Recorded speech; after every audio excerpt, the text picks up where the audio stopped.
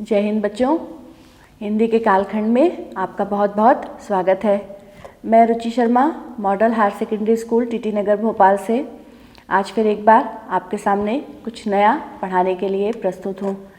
आज हम जो पढ़ने जा रहे हैं उसे पहले कुछ इस तरह से समझने का प्रयास करेंगे कि हम अपनी अभिव्यक्ति को किस प्रकार सामने लाते हैं, पढ़कर, लिखकर या बोलकर। हम जब पढ़ते हैं, लिखते हैं या बोलते हैं तो उसका कुछ न कुछ एक रूप होता है। वह रूप किस रूप में होता है, थोड़ा सा सोचें तो समझ में आएगा कि हम जब अपनी अभिव्यक्ति को प्रस्तुत करते हैं तो हम उसे कहीं न कहीं किसी गद्य के रूप में प्रस्तुत करते हैं। गद्य का रूप किस प्रकार से, हम उसे किसी अनुच्छेद में लिख सकते हैं, हम पत्र में लिख सकते हैं, हम निबंध में लिख सकते हैं। इस प्रकार हम गद्य के विभिन्न प्रकारों के माध्यम से अपनी अभिव्यक्ति को लिख भी सकते हैं। तो आज हम गद्य की विधाओं का विकास क्रम समझेंगे। गद्य कविनाम निकषम वदन्ति। गद्य का लक्ष्य है विचारों या भावों को सहज, सरल, सामान्य भाषा में विशेष प्रयोजन सहित संप्रेषित करना।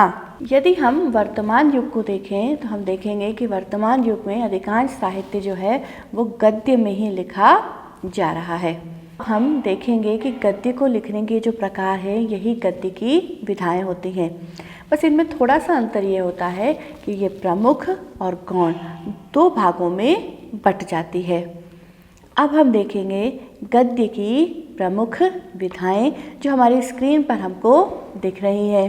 गद्य की प्रमुख विधाओं में नाटक, एकांकी, उपन्यास, कहानी, निबंध और आलोचना आते हैं। ये तो थी प्रमुख विधाएं। अब बात करते हैं गद्य की गौण विधाओं की। गौण विधाएं अर्थात छोटी छोटी विधाएं।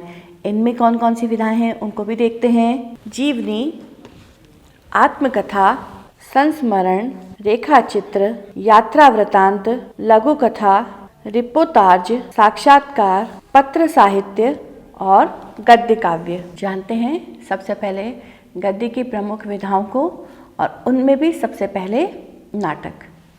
नाटक शब्द से हम लोग भली भांति परिचित हैं।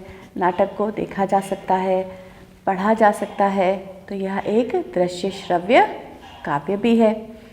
नाटक शब्द की उत्पत्ति कहाँ से हुई है? नट शब्द से हुई है। बाबू गुलाब राय ने नाटक को किस प्रकार से शब्दों में उकेरा है, देखते हैं। नाटक में जीवन की अनुकृति को शब्दगत संकेतों में संकुचित करके उसको सजीव पात्रों द्वारा एक चलते फिरते सप्राण रूप में अंकित किया जाता है।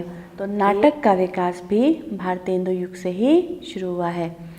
अब जानते हैं पहला नाटक कौन सा था और हिंदी नाटकों का विकास क्रम किस आधार पर है। हिंदी नाटकों के विकास क्रम को हम 4 भागों में बांट सकते हैं, जिन्हें हम स्क्रीन पर देखेंगे।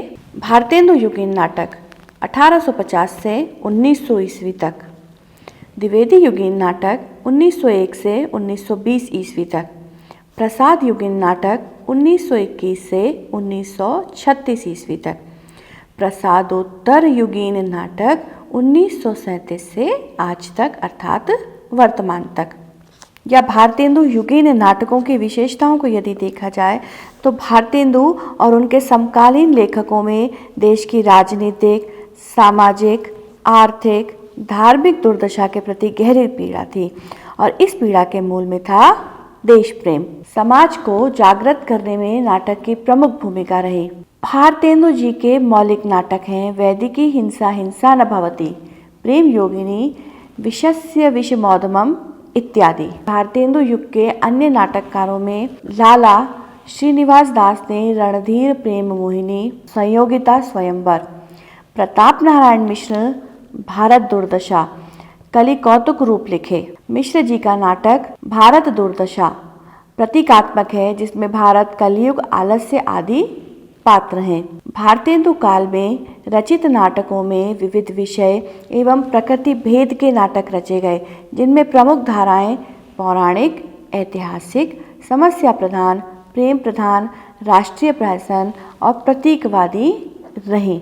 द्विवेदी युग अर्थात पंडित महावीर प्रसाद द्विवेदी के नाम से ये युग है। इनके बारे में हम पहले भी पढ़ चुके हैं, जान चुके हैं और समझ चुके हैं। अब द्विवेदी युगीन यदि नाटकों की बात की जाए तो इनकी विशेषताओं को हम कुछ इस प्रकार समझ सकते हैं कि द्विवेदी युगीन नाटकों में विभिन्न भाषाओं के नाटकों का अनुवाद बड़े पैमाने पर हुआ। और यदि नाटककारों की बात की जाए तो किशोरी लाल गोस्वामी, अयोध्या सिंह उपाध्याय हरिऔध, शिवनंदन सहाय और राय देवी प्रसाद पूर्ण के नाम उल्लेखनीय हैं। इनकी रचनाएं किशोरी लाल जी की चौपट चपेट, हरिऔध जी का कविमणि परिणय आदि महत्वपूर्ण नाटक हैं। द्विवेदी युग के पश्चात चले गए प्रसाद युग में। देखते हैं प्रसाद युग के नाटकों की विशेषताएं जो बहुत महत्वपूर्ण है और प्रमुख लेखक और उनकी रचनाएं। डॉक्टर गुलाब राय के अनुसार प्रसाद जी ने हिंदी नाटकों में मौलिक क्रांति की।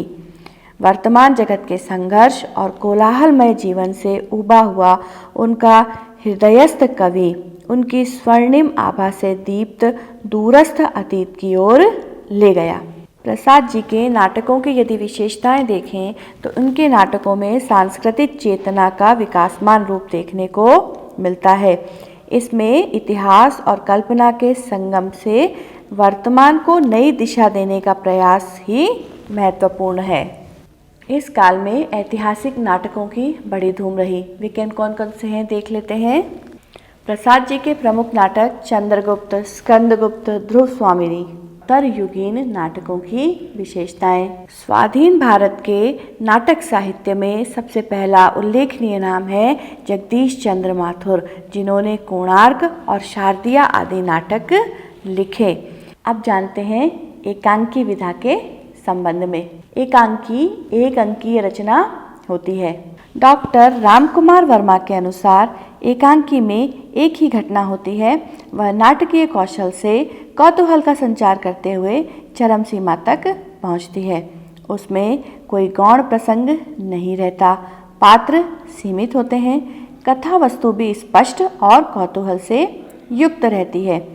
इसमें विस्तार के लिए अवकाश नहीं होता है। विकास क्रम वह भी भारतेंदु युग, प्रसाद युग, प्रसादोत्तर युग और स्वातंत्र्य युग के माध्यम से जानेंगे।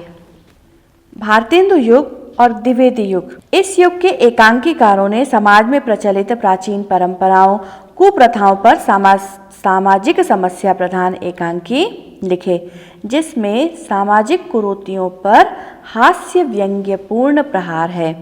साथ ही सामाजिक नवनिर्माण के लिए समाज को प्रेरित एवं जागृत करने का मंत्र भी है।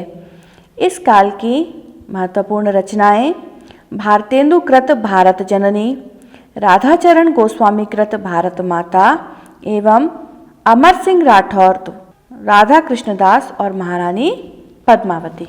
प्रसाद युग जयशंकर प्रसाद के एक गुण एकांकी से आधुनिक एकांकी का आरंभ माना जाता है। इस युग के एकांकी में रंगमंचीयता, संवादों में सजीवता, संक्षिप्तता एवं मार्मिकता देखने को मिलती है। अब आते हैं प्रसादोत्तर युग पर।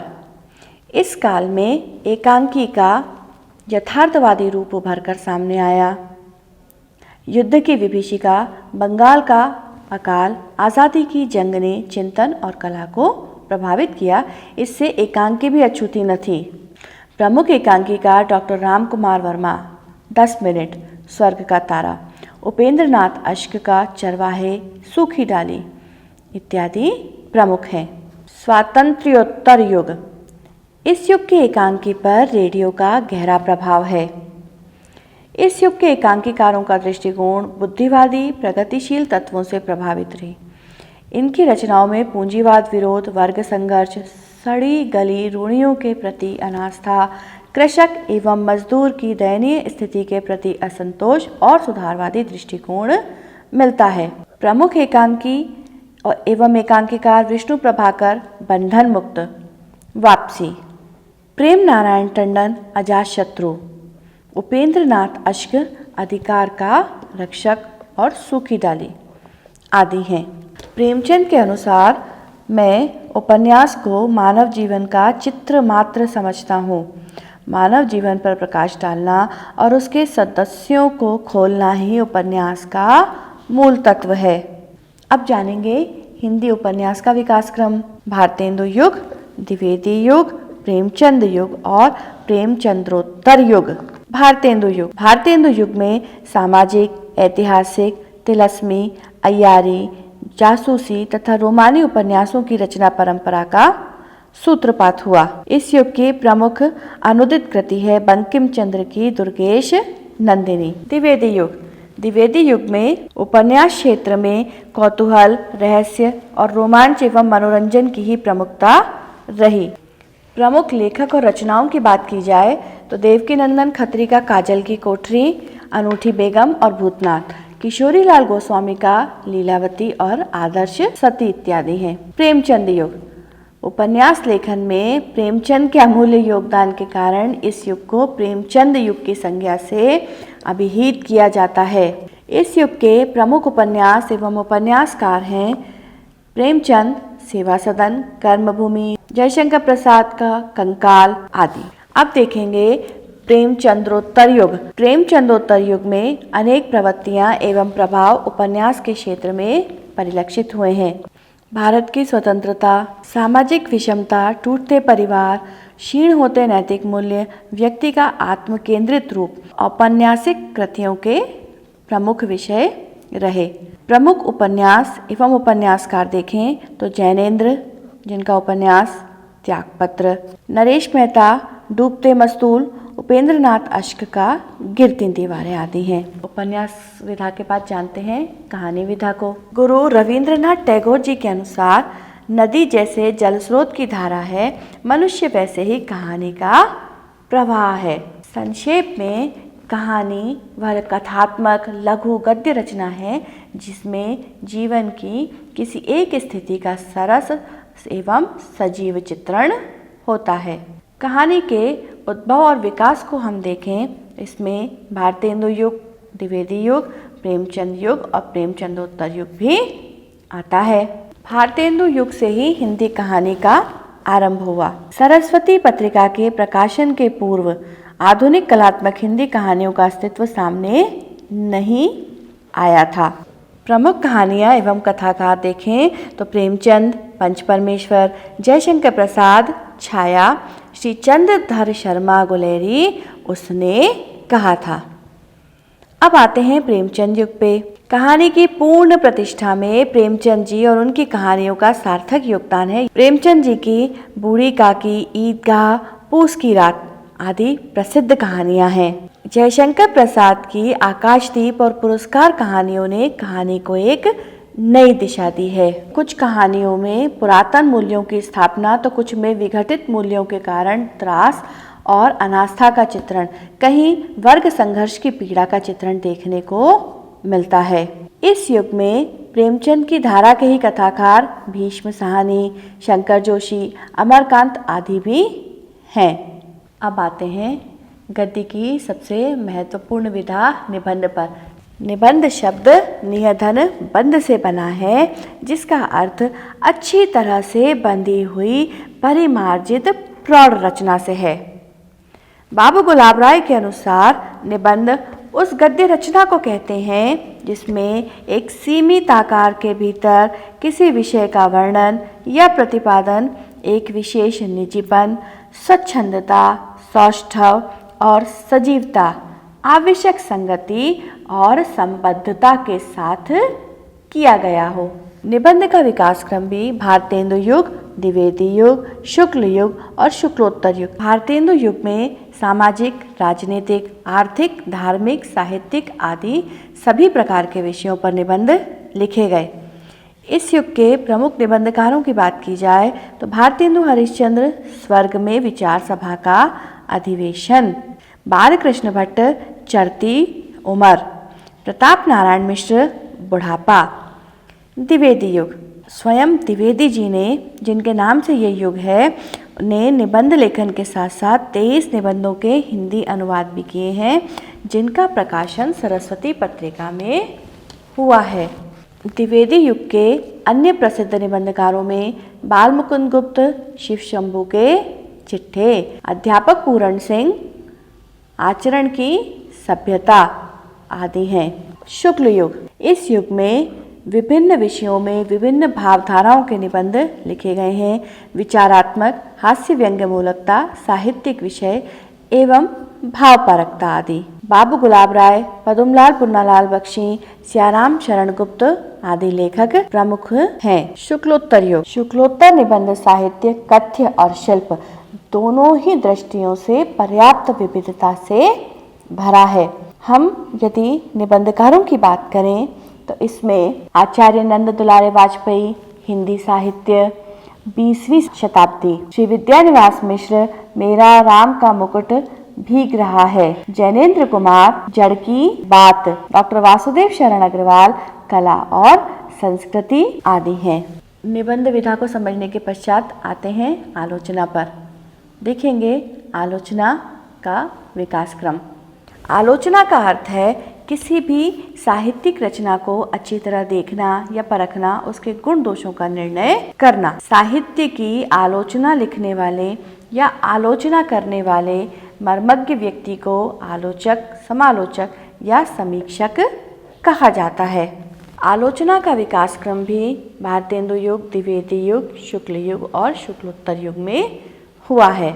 अब जानेंगे गद्य की गौण विधाएं, जिनमें जीवनी, आत्मकथा, रेखाचित्र, संस्मरण आदि हैं। जानते हैं जीवनी और आत्मकथा। इन्हें हम अंतर के माध्यम से जाने तो ज़्यादा अच्छा रहेगा, फिर ये हमें याद भी हो जाएंगी और हम इन्हें अच्छी प्रकार से समझ भी पाएंगे। जीवनी, जीवनी में लेखक किसी व्यक्ति का जीवन चरित्र प्रस्तुत करता है। इसमें प्रायः उस व्यक्ति की जन्म से लेकर मृत्यु तक की सभी घटनाएं होती हैं। जीवनी किसी महापुरुष की ही लिखी जाती है।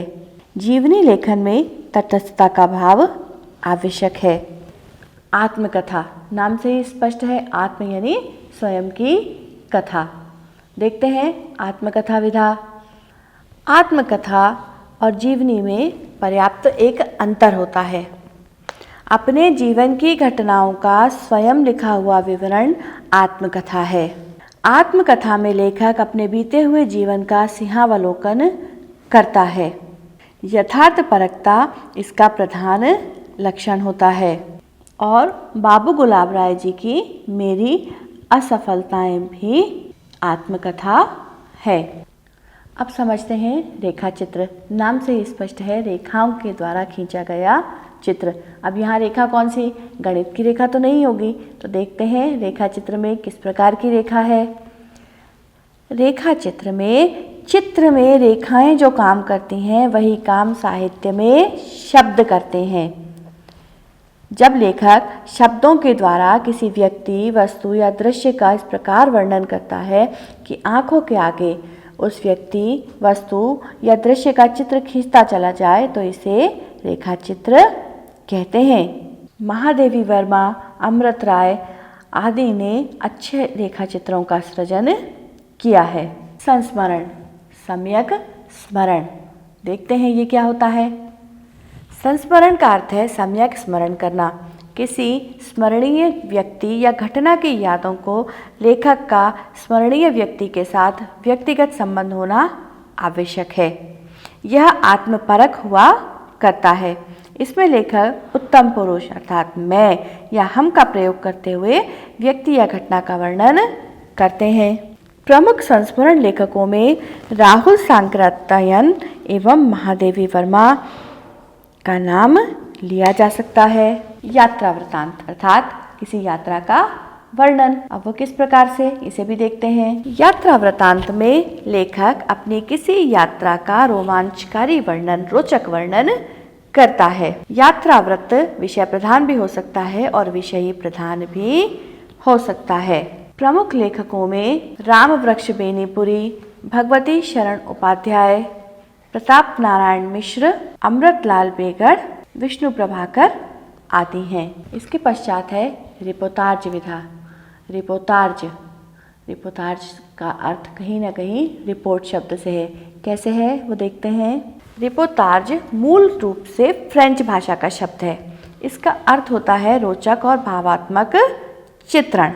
अंग्रेजी में इसी से मिलता जुलता शब्द रिपोर्ट है, जिसका अभिप्राय होता है किसी विषय का यथातथ्य विवरण। इसमें लेखक प्रत्यक्ष दर्शन के आधार पर किसी घटना की रिपोर्ट तैयार करता है और उसमें अपनी सहज साहित्यिक कला से जब लालित्य ले आता है तब वही गद्य की आकर्षक विधा रिपोर्टाज कहलाती है। प्रमुख लेखकों की बात की जाए, धर्मवीर भारती, निर्मल वर्मा, शंकर दयाल सिंह, कन्हैयालाल मिश्र प्रभाकर आदि हैं। अगली विधा साक्षात्कार। साक्षात्कार अर्थात अगर इसे हम अंग्रेजी में बोलें तो इंटरव्यू। अब हम समझ गए कि साक्षात्कार क्या है। देखते हैं साक्षात्कार विधा। साक्षात्कार एक आधुनिक गद्य विधा है। इसे हम भेंट वार्ता भी कहते हैं। साक्षात्कार के लिए जिस व्यक्ति से साक्षात्कार लेना है उसके संबंध में साक्षात्कारकर्ता को प्रारंभिक जानकारी होना चाहिए। प्रमुख लेखकों की बात की जाए, द्विवेदी युग में सर्वप्रथम समालोचक के सितंबर 1905 ईस्वी के अंक में पंडित चंद्रधर शर्मा गुलेरी का संगीत के महान साधक पंडित विष्णु दिगंबर पुलस्कर से लिया गया साक्षात्कार संगीत की धुन शीर्षक से प्रकाशित हुआ था। इसके पश्चात है लघु कथा। यदि आप समाचार पत्र पढ़ रहे हैं तो हम उसमें देखेंगे कि कभी कभी समाचार पत्रों में छोटी छोटी लघु कथाएँ प्रकाशित होती हैं जो पढ़ने में बहुत छोटी लगती हैं, लेकिन उनके भाव बहुत गंभीर होते हैं। किसी तरह वो हमारे हृदय को छू जाती हैं। तो लघु कथा क्या होती है? लघु कथाएँ वास्तव में वस्तुतः दृष्टांत के रूप में विकसित हुई हैं, जैसे पंचतंत्र की कहानियाँ, ईसप की कहानियाँ आदि। कन्हैयालाल मिश्र प्रभाकर का नाम इसमें महत्वपूर्ण है। विष्णु प्रभाकर, हरिशंकर परसाई इत्यादि आदि ने भी लघु कथाएं लिखी हैं। पत्र साहित्य। पत्र साहित्य के संबंध में पंडित बनारसी दास चतुर्वेदी का कथन है, जीवन में पत्रों का बड़ा महत्व है। शरीर में रक्त मांस का जो स्थान है वही स्थान चरित्रों में छोटे छोटे किस्से कहानियों तथा पत्रों का है। बनारसी दास चतुर्वेदी जी द्वारा संपादित पद्म सिंह शर्मा के पत्र उल्लेखनीय पत्र साहित्य हैं। महात्मा गांधी द्वारा लिखे गए विभिन्न पत्र एवं पंडित नेहरू द्वारा जेल में रहकर लिखे गए पत्र, पिता के पत्र पुत्री के नाम आदि पत्र साहित्य की धरोहर है। गद्य काव्य। अब गद्य काव्य क्या है? गद्य काव्य में संवेदनशीलता एवं रसात्मकता तो छंदोबद्ध काव्य के समान होती है, किंतु माध्यम गद्य होता है। हिंदी में इस प्रकार की रचनाओं का प्रणयन रविंद्रनाथ टैगोर कृत गीतांजलि के अनुकरण पर हुआ है। हिंदी में गद्य काव्य बहुत कम लिखे गए हैं, किंतु जो हैं वे अत्यंत महत्वपूर्ण हैं, जैसे चतुरसेन शास्त्री कृत मरी खाल की हाय, वियोगी हरि श्रद्धाकरण, माखनलाल चतुर्वेदी की साहित्य देवता आदि प्रमुख गद्य काव्य हैं। आशा है आप सभी को गद्य साहित्य की जो हमने विविध विधाओं का अध्ययन किया उसे आपने अच्छे से समझ लिया है, और समझ के आपको जो बिंदु महत्वपूर्ण लग रहे हैं उन्हें आप याद कर करके भी लिख सकते हैं। जीवनी और आत्मकथा में अंतर जिस प्रकार आपको समझाया गया है उसे आप बनाकर लिख भी सकते हैं। इसी प्रकार यात्रा वृतांत और रेखा चित्र में भी अंतर आप बनाकर लिख सकते हैं। गद्य हमारे जीवन में एक महत्वपूर्ण स्थान रखता है। हमने पहले भी इस विषय में चर्चा की थी और इन सब विधाओं के माध्यम से आप अच्छे से समझ भी गए होंगे। अगले कालखंड में किसी नए शीर्षक को पढ़ेंगे, समझेंगे। तब तक के लिए घर में रहें, स्वस्थ रहें, सुरक्षित रहें। जय हिंद।